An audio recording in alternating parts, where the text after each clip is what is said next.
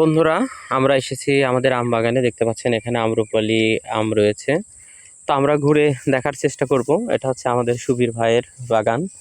আমরা গত বছরও ধারাবাহিক ভিডিও করেছিলাম আমের। দেখতে পাচ্ছেন আম্রপালি আমগুলো একদম মেডিসিন বা কেমিক্যাল মুক্ত। যদিও আমরা কিন্তু আম বিক্রয় করার জন্য বা বিজনেস করার জন্য আপনাদেরকে দেখাচ্ছি না, জাস্ট আমাদের বাগান রয়েছে, আমরা এখানে বাগান থেকেই আম বিক্রি করি।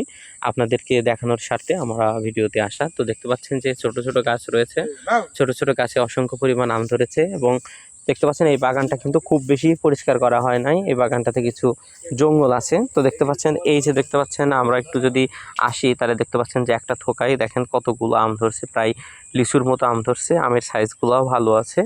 তো আমরা একটু সামনের দিকে আগাবো। এই যে এদিকে দেখতে পাচ্ছেন যত দূরে যায় আমাদের আম গাছ আছে, আম বাগান আছে। তো এই যে দেখতে পাচ্ছেন যে এই পাশে কিছু আমে আমরা প্যাকেটিং করছি। প্যাকেটিং করার কারণ হচ্ছে আমটা স্থায়ীভাবে দীর্ঘ সময় রাখার জন্য এবং গুণগত মান ঠিক রাখার জন্য এবং বড় রাখার জন্য, যেন কেমিক্যাল না ব্যবহার করতে হয়, এই কারণে মূলত প্যাকেজিং করা হয়েছে। তো আমরা এখান থেকে একটু এগিয়ে যাব, আমরা এখান থেকে বের হব। তো বাগানের বড় একটা অংশ রয়েছে, এই অংশটুকু আমরা এখনও পরিষ্কার করতে পারি নাই, সম্ভব হয় নাই। তো দেখতে পাচ্ছেন যে আমরা আরেকটু যদি সামনের দিকে এগিয়ে যাই, যে দেখতে পাচ্ছেন এই যে দেখেন এই গাছের আম কিন্তু পাকা লাগছে, অলরেডি পাখি খেয়ে ফেলে দিয়েছে। তো আমরা দেখতে পাচ্ছেন যে এই বাগানটা কিন্তু আমরা অনেকটা পরিষ্কার করতে পেরেছি। সম্পূর্ণ অনেক বেশি বাগান হওয়ার জন্য এটা পরিষ্কার করা সম্ভব হয় না।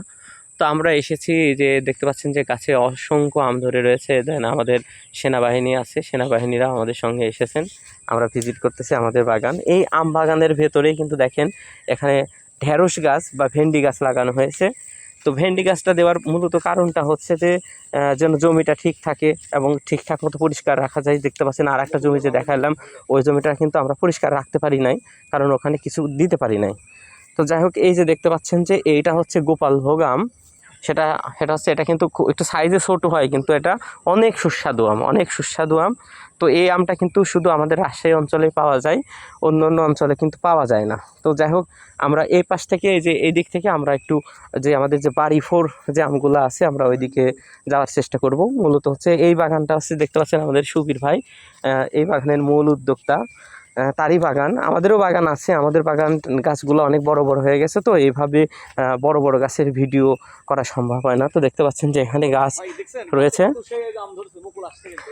এই যে আচ্ছা দেখতে পাচ্ছেন এই যে গাছে কিন্তু অনেক অনেক আম ধরেছে। তো আমরা হাঁটি হাঁটি পায়ে চলে যাব। এই যে দেখতে পাচ্ছেন এই পাশে, যদি এই পাশে দেখতে পাচ্ছেন হচ্ছে বাড়ি ফোর আম। বাড়ি ফোর আমের কিন্তু সাইজ কিন্তু অনেক ভালো হয়। দেখতে পাচ্ছেন এই যে এইটা আছে, এই আমটা কিন্তু ক্যাট, এটা বাদ যাবে, এটা রিজেক্ট হবে।